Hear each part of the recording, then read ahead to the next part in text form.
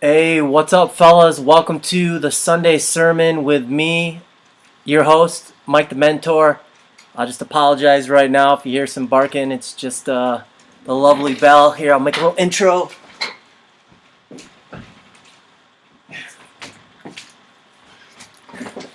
It's the lovely little Belle here, Belle the blind pug, right? My wife's pride and joy, the doggy of the family. Fortunately, Belle's getting a little old, so she's starting to bark a lot more, and she's getting a little restless. But she's a good girl, so she may be barking and providing a little interruption for us as we get into tonight's Sunday sermon. So I hope you guys had a good week. If you're watching this replay, welcome. If you're new to this page, I welcome you. Take my gum out, excuse me. It's bad manners. So, yeah, this page is about manhood, but not in a way that maybe you've heard or thought about manhood in the past.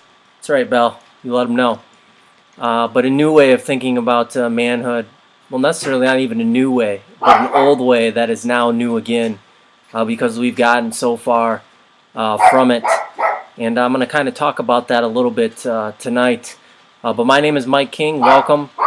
And my story is this. I grew up without a father in and out of my life until age 10.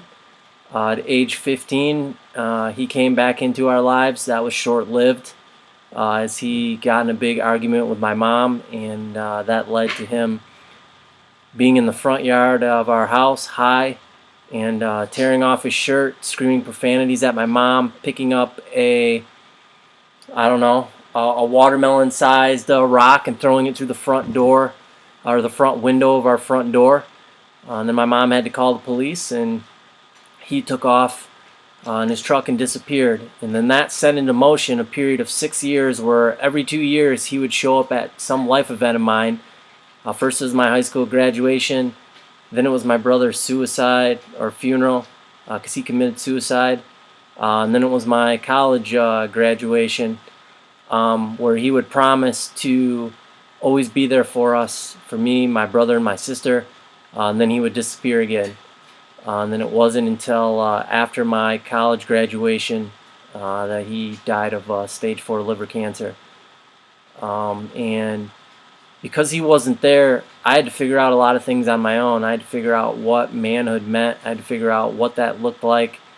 I had these huge wounds inside my heart, wounds of rejection, wounds of being disappointed, wounds of not feeling chosen by my father, and that left me to chase all kinds of things: women, pornography, at times drugs, alcohol, just a lot of things, right, that we do as humans, as men, to meet these healthy needs that we have, but we turn to unhealthy ways.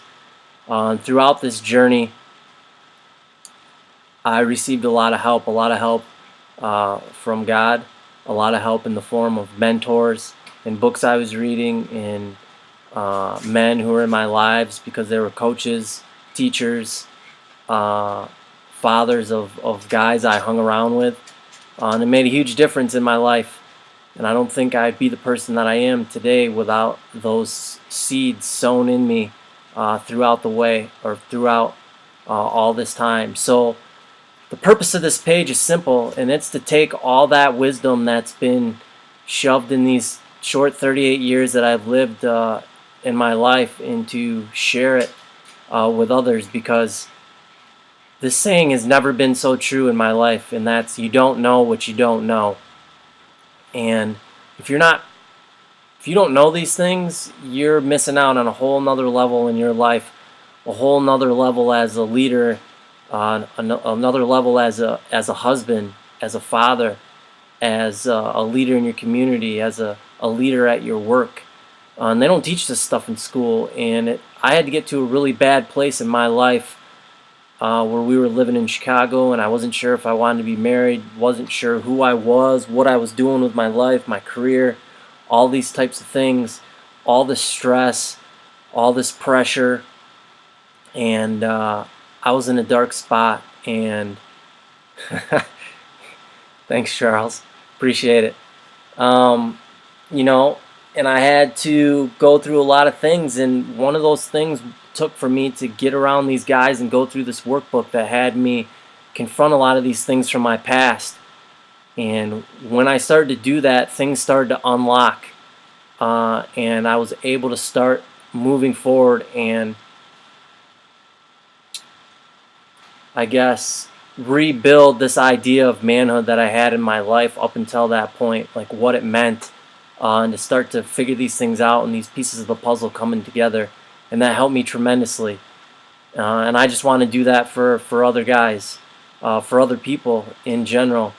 So I hope you'll stick around and go on this journey with us. So tonight in the Sunday sermon, I think it's going to be pretty exciting.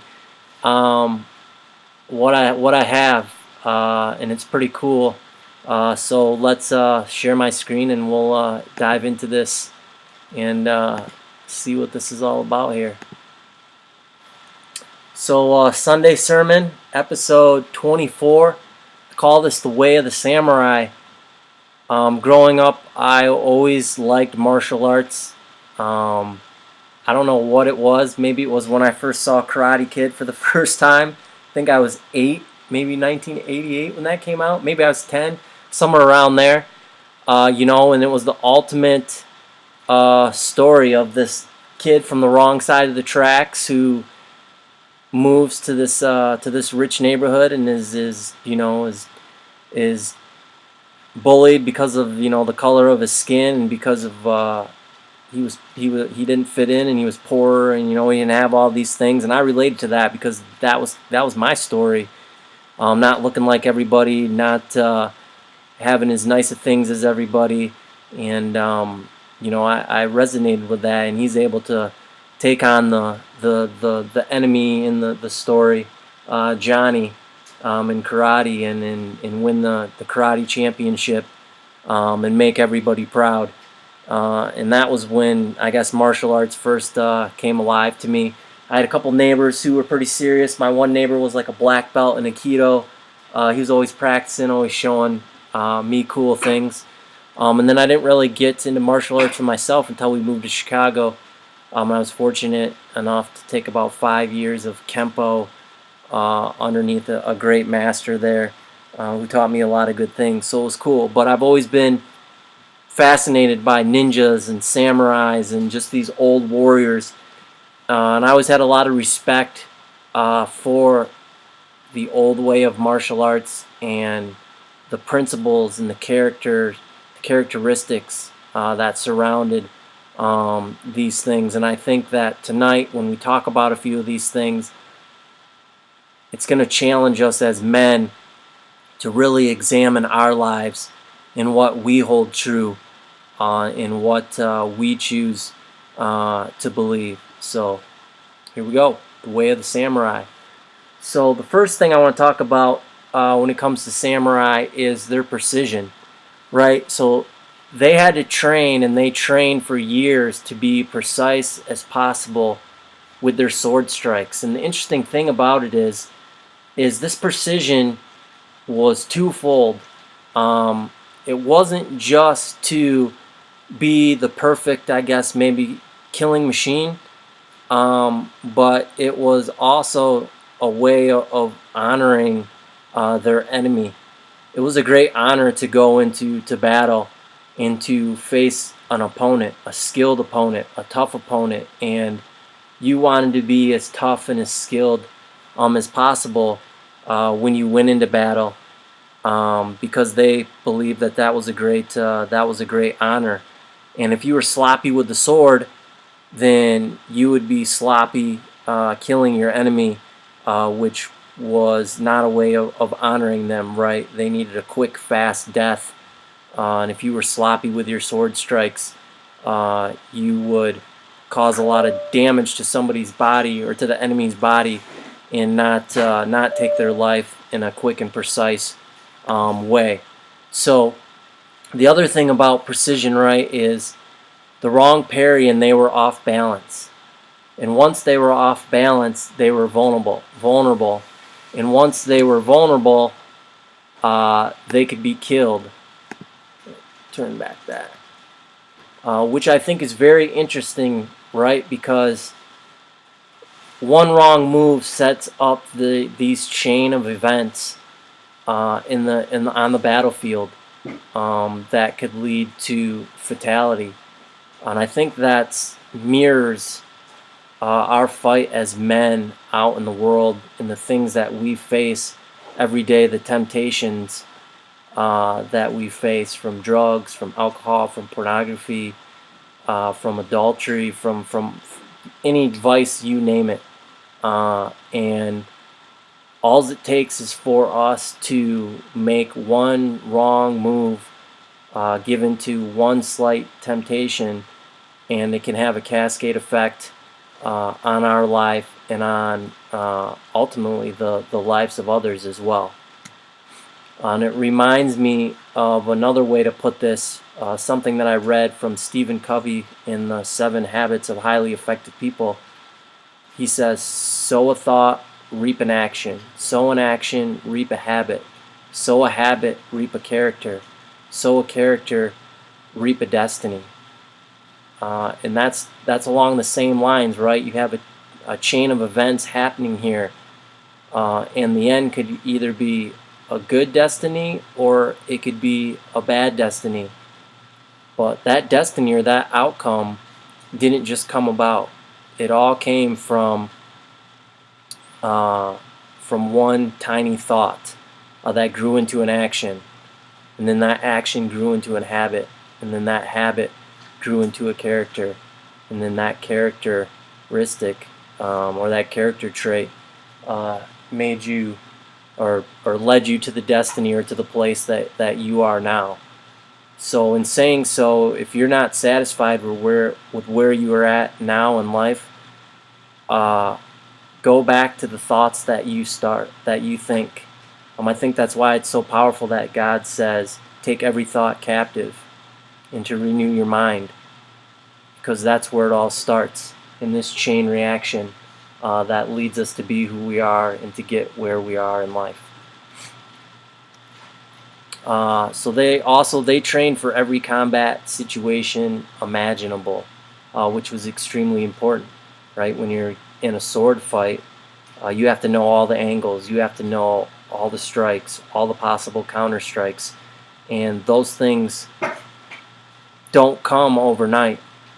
They come through time and through practice. And I think a lot of times as men, we get very impatient with maybe the course that we're on, or maybe what's happening in our life and some of the changes that we're expecting. And we need to remind ourselves to be patient. I was talking to somebody who was going through some rough times in their marriage, and they confided in me that they had treated their wife extremely bad for the last 10 years of their relationship, and realized how selfish they had been. And in the same breath, they wondered why, since they're now a new person and they've turned this new leaf, right, and they're trying to be a better man and they're trying to be a better husband, why their wife wasn't so inclined to jump on board, let's say. And I just, out of love, I just had to remind him that, the position that he was in didn't happen overnight. By his own words, he had been building this up for the last 10 years. And now he is not going to be able to tear that down, those same walls, in a day. It's going to take him showing up repeatedly in the same way over time for his wife to buy in. And it's just a good reminder of the patience that we need to have and to stay the course, all of us, for where we're at in our journeys in life. Back to training for every our combat situation imaginable. I think about the training for Kempo that I took. Kempo is a martial arts style that believes in eliminating the threat as quickly as possible, So everything that you practice is real life situations, from choking to being held to being down on your knees to facing 2 defenders to facing 3 defenders, and it's how quickly can you uh, end that situation, right? So a lot of the strikes are very lethal, very damaging, so that they can give you time to finish the opponent or escape the situation that you face yourself in. And my master, I think, I want to say he was a 7th degree black belt. Um, and I think you can get your black belt in Kempo in maybe in a year, maybe in 2 years. But once you get that first degree, it's like 3 years, and then 5 years, and then 7 years, if I'm remembering this correctly, for every other belt after that. So he had been after it for a very long time, and he still didn't know everything that there was to know. And that's what's incredible about martial arts, is the constant evolution and the constant counters and counters to the counters. And I promise there is I'm going to wrap all this up here. The second thing is, when samurais trained with their swords, they had this practice of taking bamboo, and they would take a piece of bamboo, and they would line it up straight or horizontal, and then they would practice their sword strikes. So not only did their sword have to be sharp enough to go all the way through the bamboo in one slice, but that slice had to be very precise. It had to be the precise 30 degree, 45 degree angle on the piece of bamboo. If they cut through the bamboo and there was any curvature at all in the slice, they failed. And that carried over to the battlefield. And the reason that they were so precise in that is because they had such honor for the battle and honor for their enemy, that they wanted their strikes and their slashes to be as straight as possible, once again to kill their enemy as quickly and as precisely as possible. And if those slashes weren't, then it would just what's the word I'm looking for? It would just cause damage, right? It wouldn't be a clean cut, which wasn't considered humane in a sword fight, right? So they were constantly training. So what are we training for as men, right? How are we training for our marriages? How are we training for ourselves being fathers, our positions in society, in our community? Are we actively going and training our minds and the character inside of us each and every day, or are we leaving that up to chance? I know for a long time I was leaving that up to chance. I wasn't practicing the things that I need to practice, the rituals and the habits that I need to have in my day, every single day. And we'll talk about some of those here shortly. The second thing that samurais were big on was discipline. And samurais had to develop and show great discipline. One example would be in a sword fight, right? You had to wait for that opening to be able to land that fatal blow. And it took a lot of discipline to wait. That move may be 5, 6, 10, 12 strikes into the battle, and having the discipline to not get ahead of yourself to take that strike was extremely important, because as we saw in the Percision, right, if you went for that blow, right, that huge slash ahead of time, and you found yourself off balance, well, then you left yourself open to be killed. And this was crucial in battle, but the key here is it was perfected outside of battle. And a lot of times, men, we wait till we're in the battle before we decide to do something about it. And that's kind of my story a little bit, right? I talked to you guys in the past about me keeping a secret from my wife before we were married, and then that secret coming out 2 weeks into our marriage. And then for the last 10 years, we've been married. It'll be 12 years this year. but for 10 of those years trying to build back up, and I still am, trust and reliability, all the stuff that goes with that. I still find myself at times waiting until we get out of these little honeymoon periods, right, and we start arguing and butting heads before I wake up and realize that I need to do something about it, and not wait till I find myself in that situation before I actively am engaged on that relationship and doing the things that I need to do to pursue my wife, and to invest in my marriage.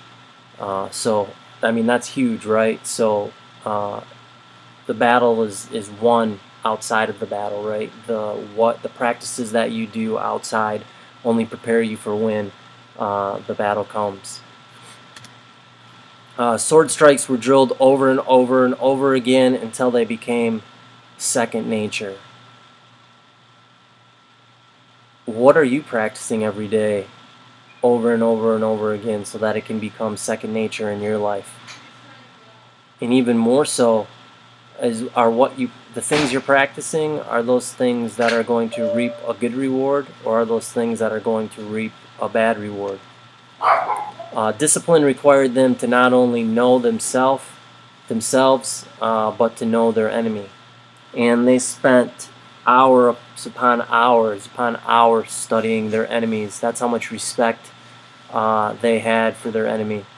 But a lot of us as men, especially today, we're sloppy, right? We don't take time to know our enemy. We don't take time to know our shortcomings. There's a big thing in society or in leadership, right, is to play to your strengths, which I completely agree. But at the same time, you don't want to ignore your weaknesses and where the potholes and the potential pitfalls are in your life. And that's why it's important to have people who surround you that tell you what you need to hear, not what you want to hear. That's why it's important to have mentors who are ahead of you in life that can point out these potential pitfalls and potholes out to you, so you don't have to run into them in order to learn that lesson. That's a part of knowing the enemy, right, that exists. On the battlefield, they would bait their enemy into an attack that left them exposed, even for just a minute. And our enemies do this to us, right? That seductive picture that comes across the computer screen, that additional, I don't know, a beer out on the golf course that your buddies want you to partake in after you've had 4 or 5. I mean, these temptations come in a lot of different forms and a lot of different ways, and we're constantly being baited to give into those things.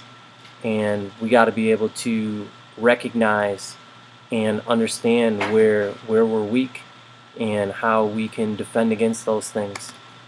A high sword strike that left the armpits open, and then they would land their fatal blow, right? So that's a part of the samurai's attack. And the enemy is setting us up for things. For me, actually I'm going to get into this, I don't want to jump ahead. But it's never, it's very rare that the death stroke is the first stroke that you experience. It's usually after you've been given a series of less subtle blows, or you've given into smaller temptations, that all of a sudden you find yourself in over your head and in a situation that compromises your integrity and your character. And that was me. And the secret that I hid from my wife, that didn't just start at the moment that I did what I did and then decided to lie about it. That had started years before that, actually, in me telling white lies and justifying it, and then the next time I had the opportunity to do that, instead of saying no to myself, doing it again, until it became second nature to me. And then I found myself in a critical moment where I need to make a decision that was going to compromise my integrity. And instead of saying no to that situation, I said I deserve this, and chose selfishness. Um, and It's like the saying says, you're free to make any choice you want these days, but you're not free to choose the consequences. And I wasn't. So this is the example I wanted to give you. So for me personally, if I don't take time for the Lord first thing in the morning, I leave myself vulnerable to the devil's attacks later at night. And it's a lot easier for me to walk away from the computer screen, because I do a lot of work in front of the computer, when I've spent time first thing with God in the morning. Gets my day off to a good start, sets my mind in the right mind frame, and then it's easier for me to say no later to the trouble that lurks out there on the internet, as you are well aware of, when I do that, right? And then that's just the discipline to know my enemy, and to be prepared and not leaving myself exposed even for a minute, out on this battlefield. So the last thing I want to talk about tonight, and then we'll wrap it up, is honor. And this is probably the most important one, or the biggest one to me, especially in today's society, because we don't even understand, and I should say in Western society, we don't have a clue what honor means. We're so far from understanding honor.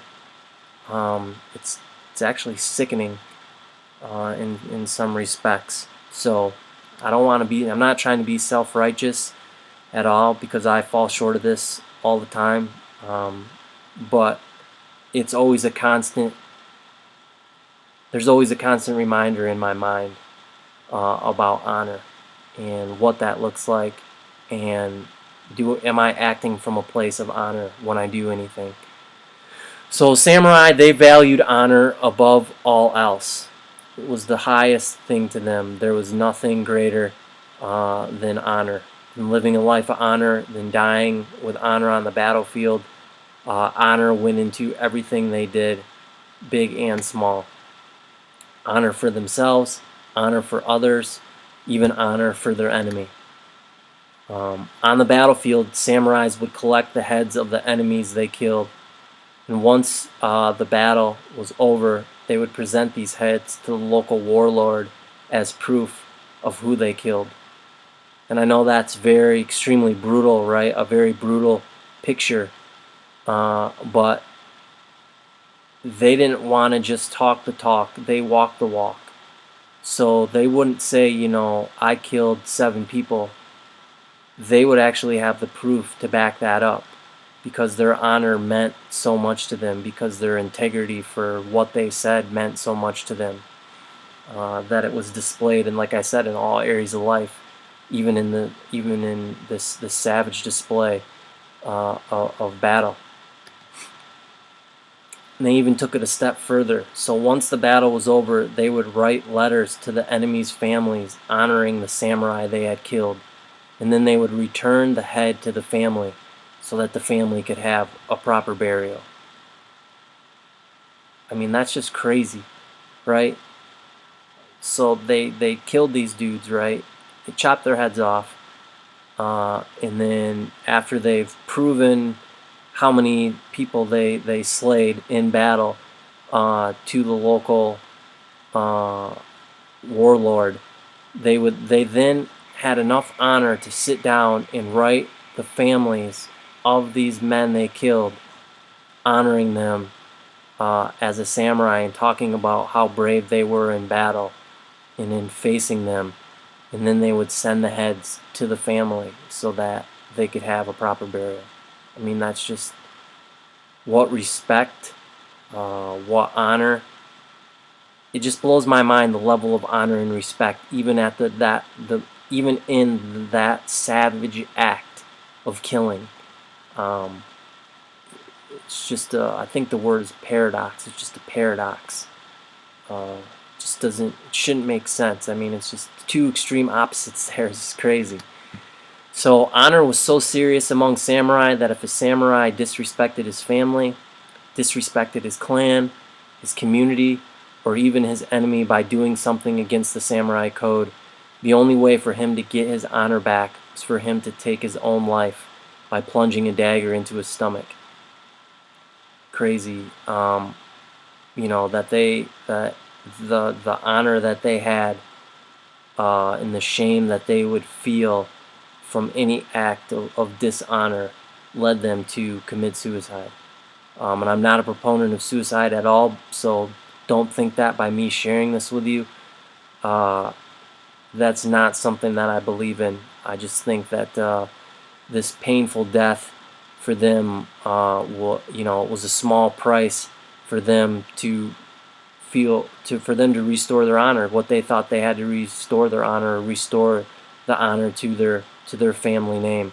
The lengths that they would go to do that.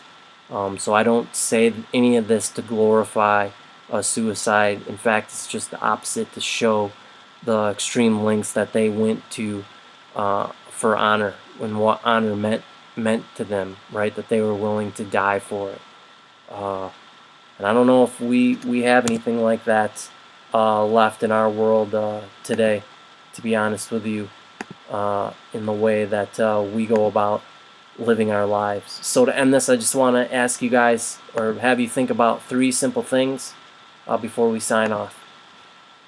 So where do you need to be more precise in your life? Better yet, where are you compromising? Where is there compromise in your life? Second of all, what areas do you need to be more disciplined in?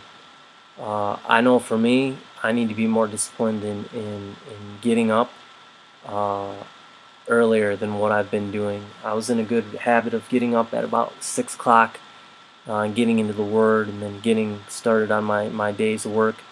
I've fallen off that, and I'm going to get back there. And I need to get more disciplined in what I'm putting into my body. For the last 3 months, I've just been putting everything in my mouth I can get my hands on. And I don't feel as good as I used to. I'm not in the same type of shape as I used to be, and that's a direct reflection of that. So those are 2 things I need to be more disciplined in. And to go back to number 1, where am I compromising? I find myself compromising in what my eyes look at, or what I allow my eyes to drift towards. And for all men, I shouldn't say for all, but for a lot of the guys, we don't need to go into that any further. But I do just put that out there as part of accountability, right? So I'm accountable for this stuff too, and I lead by example. 3, where in your life do you need to exhibit more honor? And I think for a lot of guys, we need to exhibit more honor in our marriage. It's a great reminder for me, right? I think about my daughter, who's 8, and one day I'm going to be giving her away to another man to marry, and to take care of her, to honor her, to cherish her. And I think at times, being married, we forget that, right? Like that's someone's daughter. Not only is that another person's daughter, but that's God's daughter. And how fortunate are we enough that He's bestowed her to us, right? The amount of stewardship and the amount of trust that comes with that privilege. And me included, take it for granted, right? We forget about the level of honor that needs to go along with that. So those are the 3 questions for you to consider. If you guys need anything, you can hit me up. Otherwise, I love you, and we'll see you back here tomorrow for My Life Monday. Have yourself a good night.